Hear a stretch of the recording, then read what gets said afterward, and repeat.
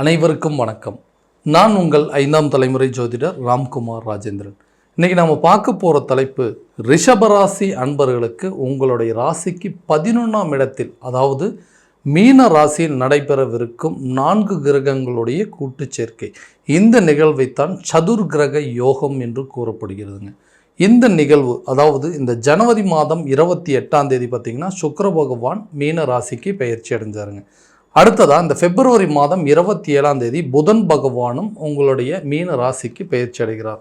அதே நேரத்தில் அந்த மார்ச் மாதம் 14ஆம் தேதி சூரிய பகவானும் மீன ராசிக்கு பெயர்ச்சி அடைகிறாருங்க. ஆல்ரெடி ராகு பகவான் அதே இடத்துல தான் சஞ்சாரம் செஞ்சிட்ருக்காரு. ஸோ இந்த ரிஷப ராசி என்பவர்களுக்கு உங்களுடைய ராசிக்கு 11ஆம் இடத்தில் நடைபெறக்கூடிய இந்த சதுர்கிரக யோகத்தால் எந்த விதமான அற்புதங்கள் மற்றும் சிறப்பு பலன்களை கொடுக்க போகுது அப்படிங்கிறத இந்த காணொலியில் தெளிவாகவும் விவரமாகவும் பார்க்கலாங்க. நம்ம சேனலை ஃபஸ்ட் டைம் பார்க்குறவங்க அதை சப்ஸ்கிரைப் பண்ணிக்கோங்க. பெல் பட்டனை கிளிக் பண்ணி ஆல் அப்படிங்கிற ஆப்ஷன் கொடுத்துக்கோங்க.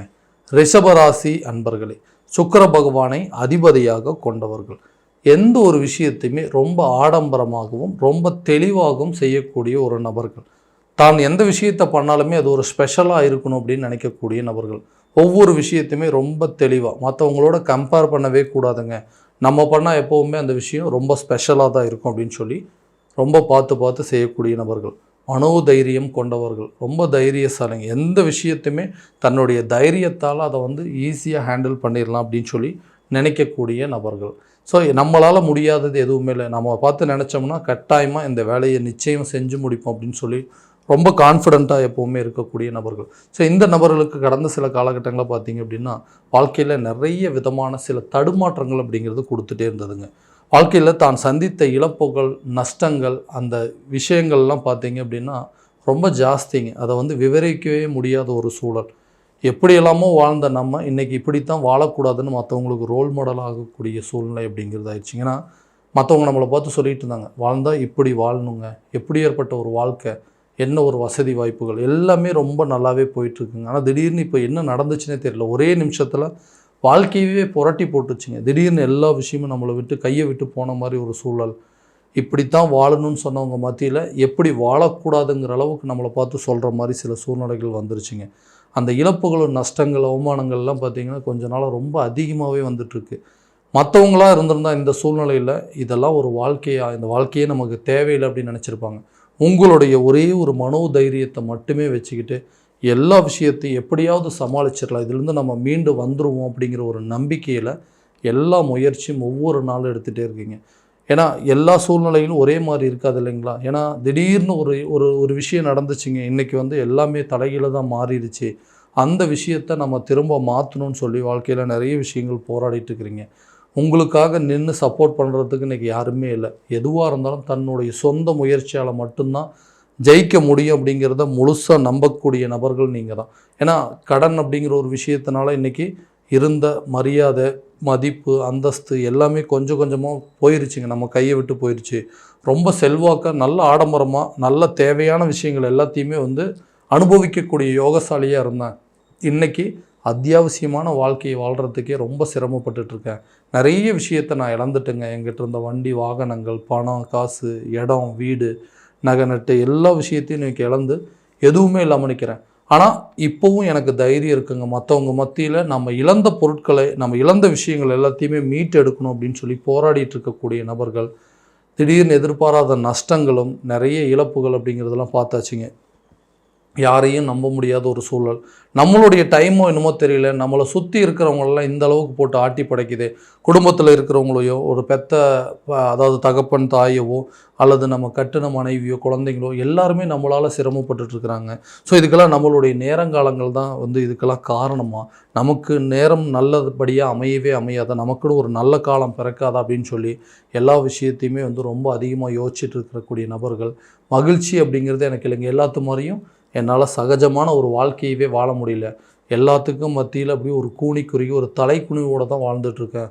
அந்த குற்ற உணர்ச்சி எனக்குள்ளேயே போட்டு ஆட்டி படைச்சிட்ருக்குங்க. என்னால் தலை நிமிர்ந்து வாழணும், நானும் மற்றவங்க முன்னாடி நானும் ஒரு சகஜமான வாழ்க்கையை வாழணும் அப்படின்னு சொல்லி முயற்சி எடுக்கிறேன்.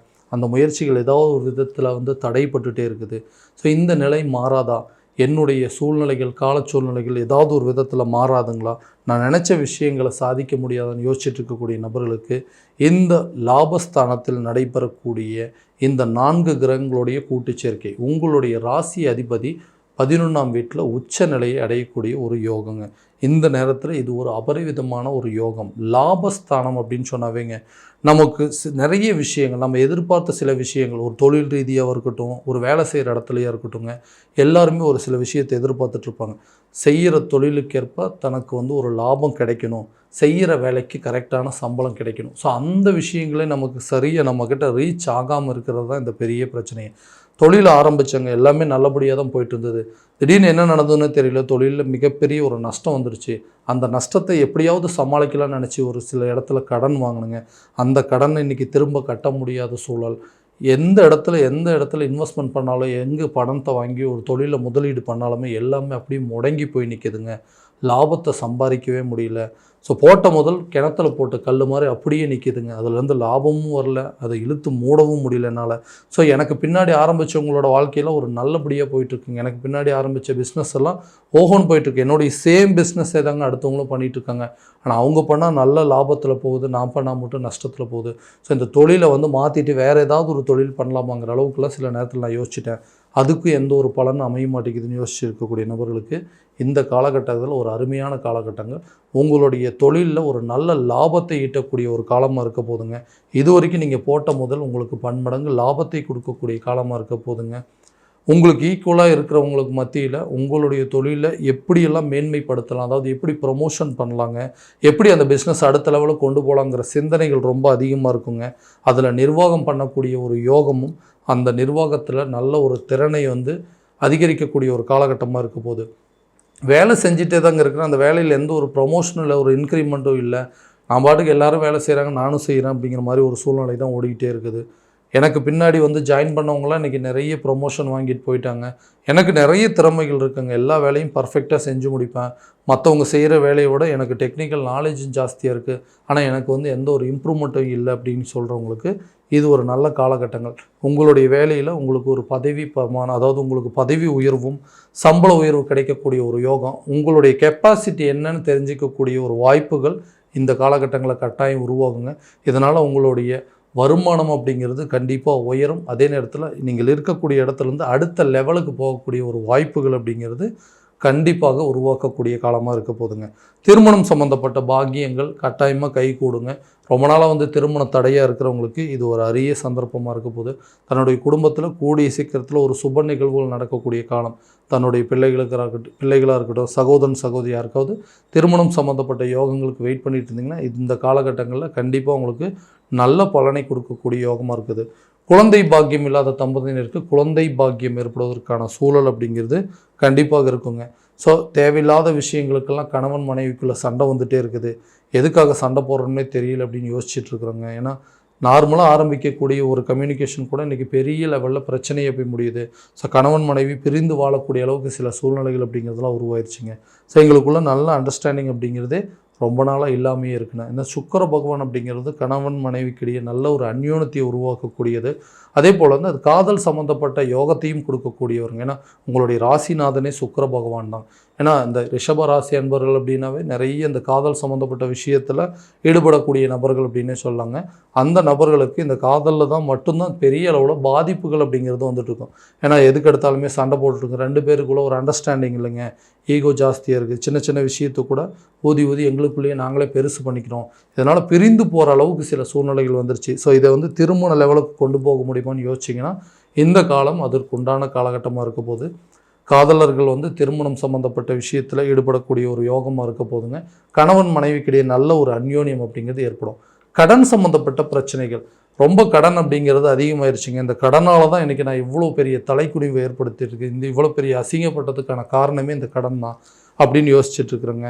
ஸோ அந்த கடனை எப்படி அடைக்கிறது, ஒரு இடத்துல ஒரு உதவின்னு கேட்டால் கூட இன்றைக்கி எனக்கு உதவி பண்ணுறது. ஏன்னா ஒரு காலத்தில் நான் நிறைய பேர்த்துக்கு உதவி பண்ணியிருக்கேன். இன்றைக்கி எனக்கு ஒரு ஹெல்ப் அப்படின்னு கேட்டால் எல்லாருமே தயங்குறாங்க, எனக்கு ஹெல்ப் பண்ணுறதுக்கு ரெடியாக இல்லை அப்படின்னு. ஏதாவது ஒரு விதத்தில் எனக்கு வர வேண்டிய தொகைகளோ, இல்லை நான் சில பிளான் பண்ணி வச்சுட்ருக்கேன், இந்த பொருளை விற்கணும், இல்லை இந்த இடத்த விற்கணும், அந்த மாதிரி சில யோசனைகள்லாம் முயற்சி பண்ணிகிட்ருக்கேன், அது நடந்தால் எனக்கு இந்த பிரச்சனையிலேருந்து மொத்தமாக வந்துடும் அப்படின்னு கேட்டிங்கன்னா, கட்டாயமாக ஒரு இடத்துல உதவி கேட்டால் கூட அந்த உதவிகள் உங்களுக்கு கிடைக்கக்கூடிய ஒரு யோக காலமாக இருக்க போது. நீங்கள் நினச்ச விஷயத்துங்க இந்த பொருளை இந்த இடத்த விற்றா தான் இந்த பிரச்சனை தீரும் அப்படின்னா கண்டிப்பாக அதற்குண்டான முயற்சிகள் இந்த காலத்தில் கண்டிப்பாக நீங்கள் எடுக்கலாம். ஏன்னா இது ஒரு லாபத்தை கொடுக்கக்கூடிய ஒரு காலகட்டம். ரொம்ப நாளாக வந்து கடையில் கிடக்குங்க, ஒரு இடத்த விற்கணும்னு முயற்சி பண்ணிகிட்டு இருக்கேன், அது நல்ல ஒரு ரேட்டுக்கே வரல அப்படின்னு யோசிச்சிங்கன்னா இந்த டைமில் நீங்கள் அதுக்குண்டான முயற்சிகள் எடுங்க. வீடு கட்டக்கூடிய யோகமோ ஒரு வண்டி வாகனங்கள் வாங்குவதற்கான யோகமோ கண்டிப்பாக இருக்க போகுதுங்க. ஸோ நல்ல ஒரு முயற்சி பண்ணிங்கன்னா அந்த முயற்சி நல்ல ஒரு பலனை கொடுக்கக்கூடிய காலமாக இருக்க போகுது. எல்லாமே லாபத்தில் தான் போகுங்க. முடிஞ்ச வரைக்கும் எல்லாத்தையுமே இந்த நேரத்தில் நீங்கள் ட்ரை பண்ணிங்க அப்படின்னா கண்டிப்பாக அது ஒரு பெட்டரான ஆப்பர்ச்சுனிட்டியாக இருக்கும். யாரெல்லாம் வந்து உங்களை பார்த்து ஏளனமாக பேசுனாங்களோ அவங்க முன்னாடி நல்ல தலை நிமிர்ந்து வாழக்கூடிய ஒரு காலகட்டமாக இருக்க போது. இழந்த பொருட்களை மீட்டெடுக்கக்கூடிய காலம். வண்டி வாகனத்தை இழந்துட்டோங்க, ஒரு வீடு இருந்துச்சு அதையும் விற்றுட்டோம், இடம் இருந்தது அதெல்லாம் விற்றுட்டோம், அது எல்லாத்தையும் திரும்ப வாங்கணும்னு முயற்சி பண்ணிகிட்ருக்குறோம். ஸோ இதெல்லாம் கண்டிப்பாக நடக்குமான்னு கேட்டிங்கன்னா கட்டாயமாக அந்த முயற்சிகள் எல்லாமே நல்ல பலனை கொடுக்கக்கூடிய காலமாக இருக்க போகுது. ஆரோக்கியத்தில் கண்டிப்பாக நல்ல முன்னேற்றம் இருக்குங்க. இது வரைக்கும் இருந்த ஹாஸ்பிட்டல் செலவு அப்படிங்கிறது படிப்படியாக உங்களுக்கு குறையக்கூடிய காலமாக இருக்க போது. குழந்தைங்களுடைய கல்வியில் நல்ல ஒரு முன்னேற்றமும் நல்ல ஒரு மேன்மையை கொடுக்கக்கூடிய காலகட்டமாக இருக்க போதுங்க. ஒரு இடத்துல நம்ம வந்து இந்த இந்த இடத்துல ஒரு உதவி அப்படின்னு கேட்டோம்னா கூட அந்த உதவிகள் உங்களுக்கு கிடைக்கக்கூடிய ஒரு யோக காலமாக இருக்க போதுங்க. நீண்ட நாட்களாக இருந்து வந்த பிரச்சனைகள், நண்பர்கள் மத்தியிலையோ உறவினர்கள் மத்தியிலையோ இருந்து வந்த சில சண்டை சச்சரவுகள் அப்படிங்கிறதெல்லாம் கண்டிப்பாக தீரக்கூடிய ஒரு யோக காலமாக இருக்க போது. நிறைய விஷயங்கள், அதாவது ரொம்ப ஆடம்பரமாக இல்லைன்னா கூட பரவாயில்லைங்க, அத்தியாவசிய தேவைகளை கரெக்டான நேரத்தில் நான் பூர்த்தி பண்ணிக்கிட்டனாவே போதும், அந்த மாதிரி விஷயங்கள் கூட என்னால் இப்போ சரியாக பண்ணவே முடியல, ஒரு உதவி கேட்டால் யாருமே பண்ண மாட்டேங்கிறாங்க, நமக்கு உதவி பண்ணுறதுக்கு எல்லோரும் தயங்குறாங்க அப்படிங்கிற யோசிச்சுட்டு இருந்தீங்கன்னா இந்த சூழ்நிலைகள் எல்லாமே உங்களுக்கு கொஞ்சம் கொஞ்சமாக மாறப்போகுதுங்க. கேட்ட இடத்துல கேட்டபடி உங்களுக்கு தன வரவுகள் அப்படிங்கிறது கண்டிப்பாக இருக்குங்க. ஆடை ஆபரணங்கள், வண்டி வாகனங்கள், அதாவது நகை நட்டு, இந்த மாதிரி விஷயங்கள்லாம் உங்களுக்கு சேரக்கூடிய ஒரு காலகட்டமாக இருக்க போது. ஆடம்பரமான விஷயத்துக்கு இல்லைனாலும் கண்டிப்பாக அத்தியாவசியமான விஷயத்துக்காக சில காரியங்கள் நீங்கள் கண்டிப்பாக செய்வீங்க. அந்த செய்யக்கூடிய ஒரு யோக காலத்தை கொடுக்கக்கூடியது தான் இந்த சதுர்கிரக யோகம். ஸோ இது வரைக்கும் நம்ம பார்த்தது எல்லாமே கோச்சார ரீதியான பலன்கள் மட்டும்தாங்க. இந்த பலன்கள் அனைத்தும் உங்களுக்கு நடக்குமா அப்படின்னா உங்களுடைய ஜனனகால ஜாதகத்தை முறையான விதத்தில் தெரிஞ்சுக்கிட்டு அதில் உள்ள திசாபுத்திகளுக்கு அந்த கிரக அடைவுகளுக்கு ஏற்ப சில காரியங்கள் செஞ்சீங்க அப்படின்னா கண்டிப்பாக ஒரு நல்ல விதமான பலன்கள் அப்படிங்கிறது கண்டிப்பாக கொடுக்குங்க.